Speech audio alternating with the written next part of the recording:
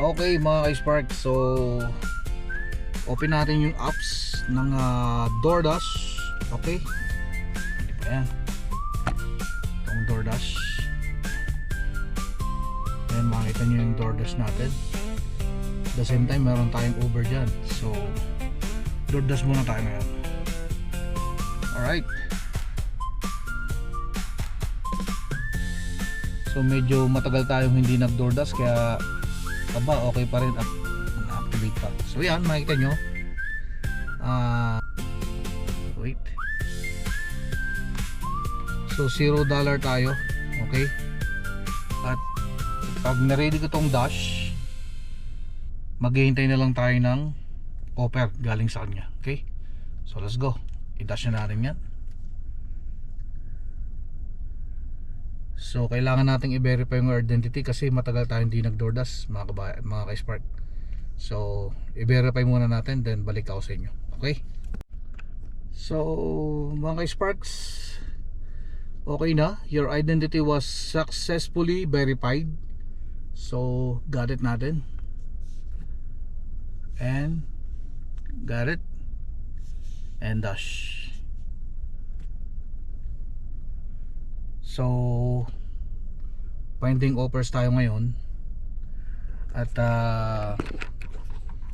maghihintay tayo ng offer. So kung mag-reflect dito, papakita ko sa inyo kung ating i-accept yung offer. Okay, let's go. So ayun na nga guys, merong nag-reflect na order, $5.81. So accept na natin, let's go.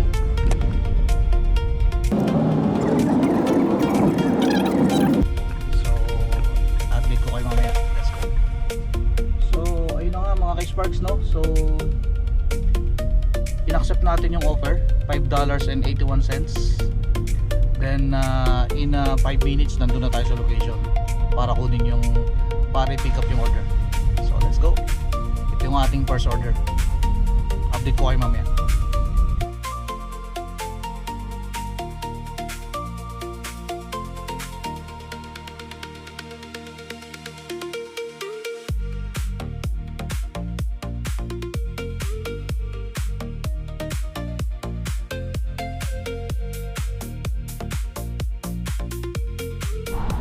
So guys, nandito na tayo sa location, at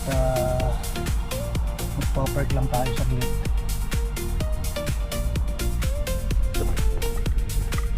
para i-deliver yung ating product. Dito na natin. So park lang tayo guys. So dali na natin yung first delivery natin. Yung bahay is number 102. Okay, so hanapin natin yung 102. So 105.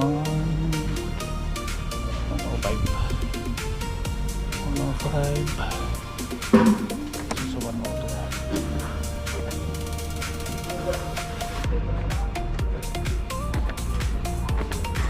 So ayan, 103. Nasa dito yung 102.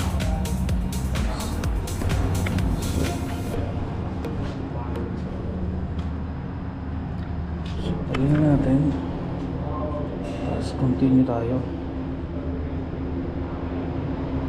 Stick natin ang picture, take a photo, and that's it. So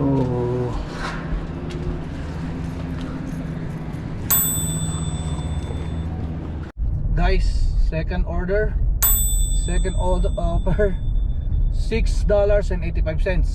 Accept na natin guys.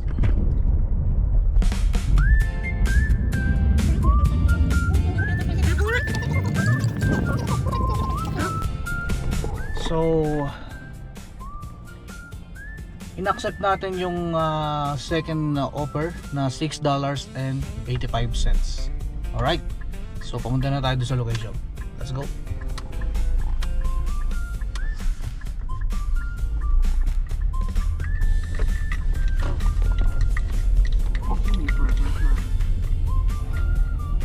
So guys, nandito na tayo sa second pickup. sa Walden's Coffee Shop para kunin yung second delivery natin. Alright. So, kunin na natin yung dito sa Walden's Coffee Shop. So, gagawin natin is again, exit, then arrive at the store. Okay, then iscan natin yung receipt pagkakuha natin ng order. So yan mga ka-Sparks, pick up na natin yung second order, isang drink lang, no? So direction, in 12 minutes, then turn left onto Wonder Street. In 12 minutes, yung worth na $6.85 makukuha na natin. Let's go. Ayun na nga guys. So second pick up natin is $6.85, and kung i-convert natin is nasa 420. So nasa 500 kasi may 85 cents pa eh. Alright? So sabihin na natin 450 pesos sa loob ng 12 minutes. So kanina meron tayong $5.81. So and ito naman $6.81. Alright, sa loob lang ng 12 minutes. Let's go. So far meron na tayong $12.66 mga ka-Sparks. Naghintay tayo ng pangatlong offer. Let's go guys. So ayun yung ating third offer, $6. Accept na natin, no? Alright, Continue for a half mile. 2 minutes lang, nandun na tayo. 2 minutes. So nandito na tayo sa location, Delicious Cafe. So arrive at the store at kukunin na natin yung order para kay Ariona. Alright, so let's go. So ayun na nga guys, nakuha na natin yung ating third offer. Okay, ayun siya. So at kukunin natin direction. Alright, so in 6 minutes, bilhin nyo guys in 6 minutes lang meron na tayong $6.87. Okay, napakaganda ng ating labas ngayon. Let's go. Okay na nga guys, so far meron na tayong $18.76. Okay, at sa loob lang yan ng tatlong delivery natin guys. So meaning meron na tayong almost $20. So magkukontinue pa tayo. Let's go. Ika-apat na order guys, $6.60. Accept na natin. Let's go.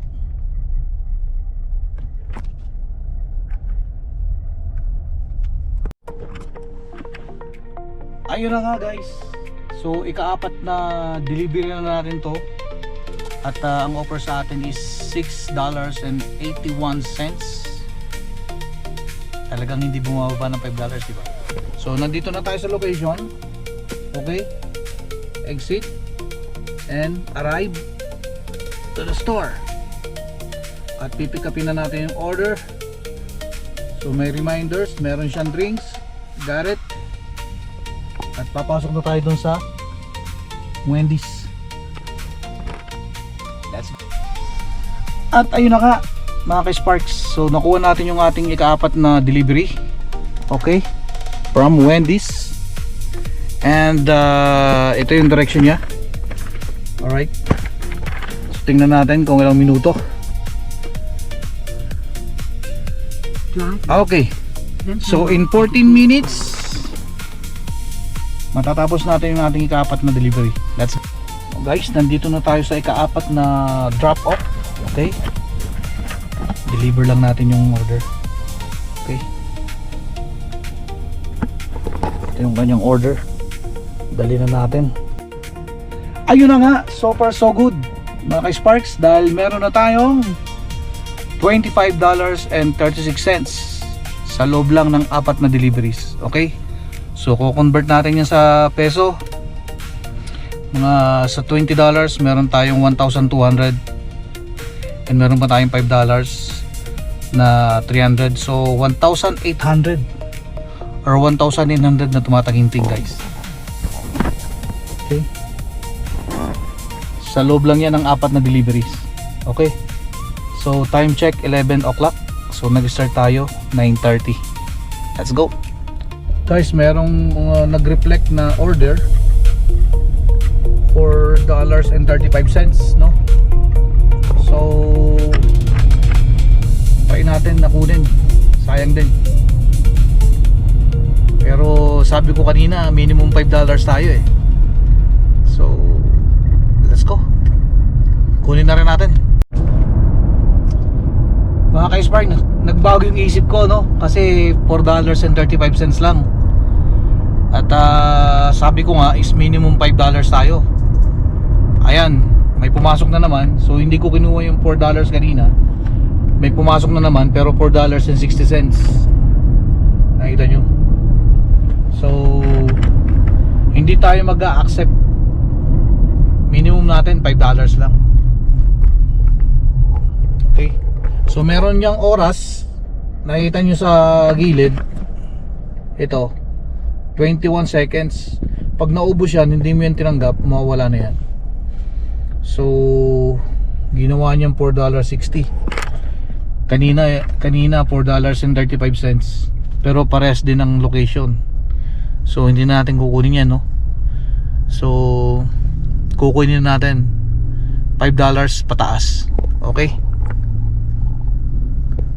Let's go. So may nag-reflect ko ring order $5.10. So kukunin na natin yan. Kasi di ba sabi ko minimum $5 tayo. So ayan, nakita nyo guys. Di ba? So i-accept na natin yan. I-accept na natin yung order. Let's go. Juicy tayo, di ba, mga ka-Sparks? Eh, alam niyo na, di ba? Dapat meron tayong standard pagdating sa deliveries, di ba? So sayang ang isang delivery, di ba? So kung $4 lang yan, pababa, kaunti lang yun. Kumpara mo, compare mo dito sa pagdi-deliver dito sa US. So ito yung pinakamababang offer na kinuha ko, $5.10. Pero for sure ano to, hindi to malayo. So madali lang to, kaya kinuha na natin. So di ba? So ang isang deliveries natin is kung $5 sa 60 pesos, 300 pesos, di ba? So ito pang 5 na natin to. So far magkano na tayo? $25.86. So plus itong huling delivery natin na $5. So $30.86. Diba guys? So kung $30 i-times mo sa 60, that's 1,800 pesos. Okay? Sa loob ng 5 delivery lamang. Let's go. So guys, ito lang yung ating pinikap na worth $6. Okay? At itong direction nya for 13 minutes. Then turn right. Tapos na natin yung ating ikalimang delivery. 13 minutes, malamig na to. Guys, 6 deliveries natin dito sa El Polo Loco. So pick up tayo ng ating 6 deliveries for $6 and I think $6.85. Alright, let's go. At ito na nga guys. So ito yung ating ilalas pick up for a delivery. So magpapahinga muna tayo kasi 12:20 na ng hapon. At ito yung ating huling i-deliver galing sa Wingstop. Galing dyan sa Wingstop. Okay. At see yung direction Drive northeast. for 12 minutes. For 12 minutes $8.10. So mamaya ito-total natin kung magkano kinita natin for 3 hours. At ayun na nga mga ka-Sparks, so hindi na muna tayo kumuha ng order kasi kailangan natin kumain. 12:30 natapos tayo. At ito, pinost ko muna siya kung makikita nyo. Alright, so ang gagawin natin dyan, hindi na natin siya i-resume. So mag-e-end dash na tayo. So ibig sabihin tatapusin na natin yung pagdi-deliver for 3 hours. Okay, so tingnan nyo kung magkano kinita ko, real time na delivery. Okay, let's go. So end dash natin yan. Okay, end dash, end dash. Tapos tatanungin ka kung end dash. Okay, end dash natin.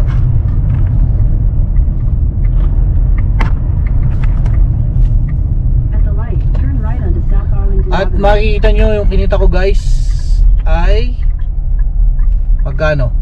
Kita nyo kasi nagdadrive ako. Kumita tayo ng $45 and 0.01 cents. Okay, so nakita nyo yung details. 9:30 to 11:30, diba? So done, idadaan na natin yan kasi tapos na tayo mag delivery. Okay, so nag-deliver tayo, makikita nyo dyan 7 out of 9. Kasi yung dalawang delivery guys, hindi natin kinuha dahil sabi ko nga is maximum $5 tayo. So yung dalawang deliveries na yon is, yung offer is $4.60. So hindi natin kinuha siya, kaya 7 out of 9. So meaning naka 7 tayong delivery and kumita tayo ng 45.01 cents. And kung i-convert natin sa peso, sa loob ng 3 hours kumita tayo ng, kung 4 times 6 is 2,400 plus meron pang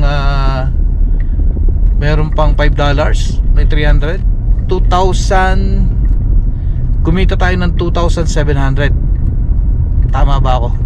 Okay, so kung 45 times 6, okay, kumita tayo ng $2,700 pesos sa loob ng 3 hours. Okay, hindi na masama, di ba? So kung yung gas natin hindi naman gaano nagamit, kaya okay na okay. So hanggang sa mali guys, bukas try uli natin kung meron tayong time. Light, turn right. Let's go. At yun na nga guys, dahil naka 7 deliveries tayo na yung araw na to sa DoorDash. Okay, so kumita tayo ng $45 and 0.01 cents sa loob ng 3 hours. So ibig sabihin, kung sa Pinas kumita tayo ng 2,700 pesos sa loob ng 3 hours. So kung idediretso ko pa yung ating food delivery, malaki ang kikitain natin kasi 3 hours lang tayo nag-deliver. So bukas uli, try natin uling mag-deliver bukas. Okay, so kakain muna tayo guys. See you tomorrow, let's go.